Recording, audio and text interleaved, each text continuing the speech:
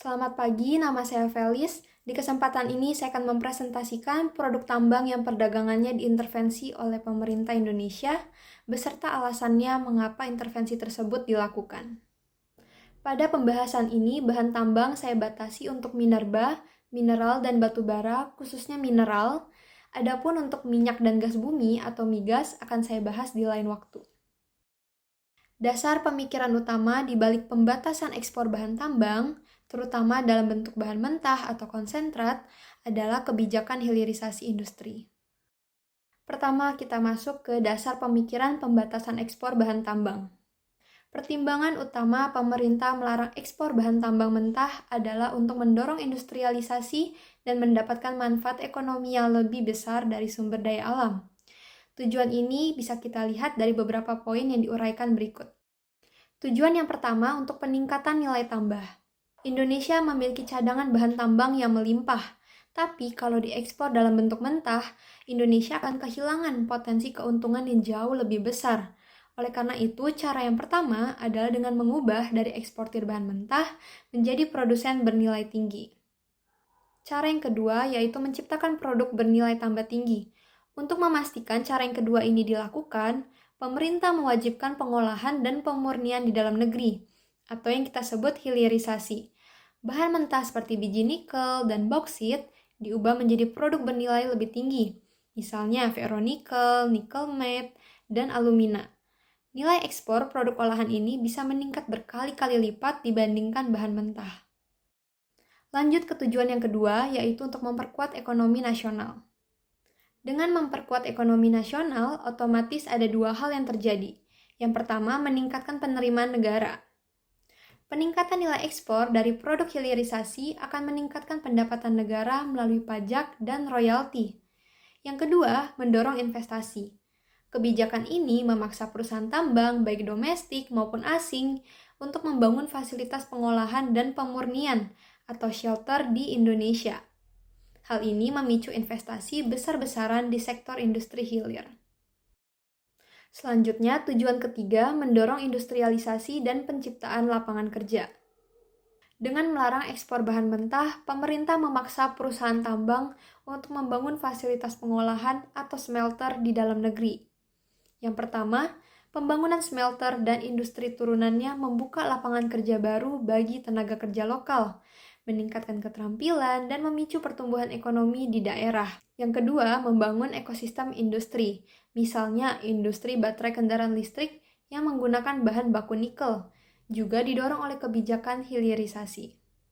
Yang ketiga, pemerataan ekonomi. Pertumbuhan industri hilir di berbagai daerah, terutama di lokasi sumber tambang, dapat mendorong pertumbuhan ekonomi lokal dan menciptakan pemerataan ekonomi. Tujuan yang keempat, kedaulatan sumber daya. Yang berarti pertama, penguasaan sumber daya. Melalui kebijakan ini, pemerintah menegaskan kedaulatannya atas pengelolaan sumber daya alam. Indonesia nggak lagi hanya menjadi penjual bahan mentah, tetapi menjadi pemain utama dalam rantai pasok global untuk komoditas strategis.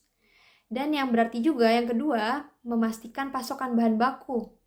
Pengolahan di dalam negeri memastikan ketersediaan bahan baku untuk industri domestik, sehingga mengurangi ketergantungan pada impor bahan baku dan meningkatkan ketahanan industri.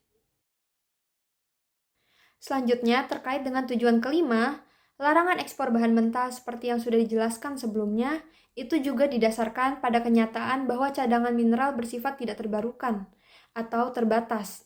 Dengan mengolah dulu di dalam negeri, pemanfaatan sumber daya alam dapat lebih optimal dan berkelanjutan untuk kemakmuran bangsa. Alasan terakhir yaitu untuk memperkuat posisi tawar di pasar internasional. Indonesia sebagai salah satu produsen bahan tambang terbesar di dunia, misalnya aja untuk nikel, pembatasan ekspor akan memberikan Indonesia posisi tawar yang lebih kuat dalam perdagangan global. Dan ini memungkinkan Indonesia untuk mengendalikan pasokan global yang dapat memengaruhi harga dan menarik investasi asing yang lebih menguntungkan untuk pembangunan industri pengolahan. Selanjutnya kita akan membahas bahan tambang apa aja yang dilarang ekspor dalam bentuk bahan mentah. Beberapa contoh bahan tambang yang dilarang ekspor dalam bentuk mentah, yang pertama nikel, kedua bauksit, 3 tembaga, 4 timah, 5 besi, dan 6 emas. Selanjutnya kita masuk ke pembahasan landasan hukum.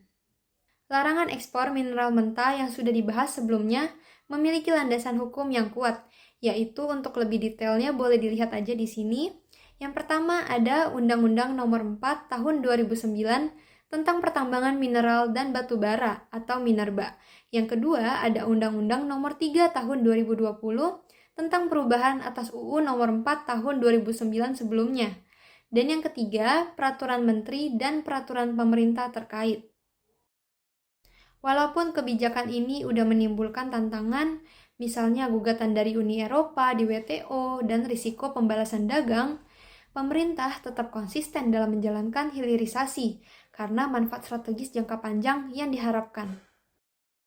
Selanjutnya pembahasan keuntungan ekonomi dan sosial dari hilirisasi tambang di Indonesia. Pada pembahasan ini, kita akan batasi untuk komoditas nikel di lokasi kawasan industri Indonesia Morowali Industrial Park. Berikut beberapa keuntungan ekonominya.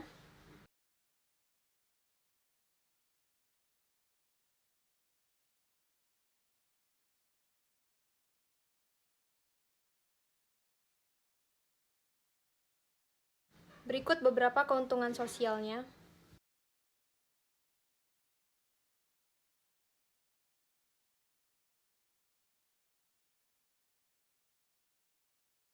Sekian pembahasan dari saya, terima kasih.